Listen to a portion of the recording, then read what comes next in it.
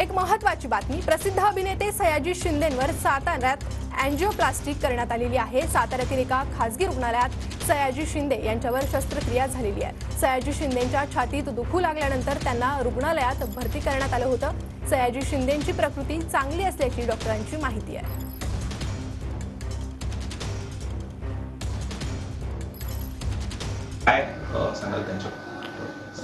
Sayaji Shinde sir मागच्या काही दिवसापूर्वी त्यांना थोडासा मायनर डिस्कम्फर्ट छातीमध्ये असा जाणवत होता।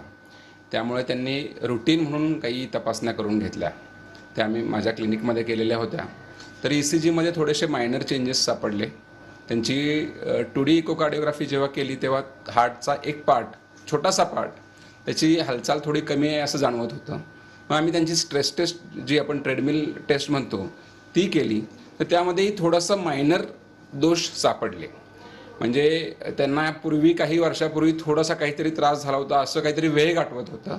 परंतु ते बेसिकली तपासण्याच्या दृष्टीनं, आम्ही खात्री करण्याच्या दृष्टीनं त्यांना एकदा अँजिओग्राफी करून घ्या असा सल्ला दिलेला होता।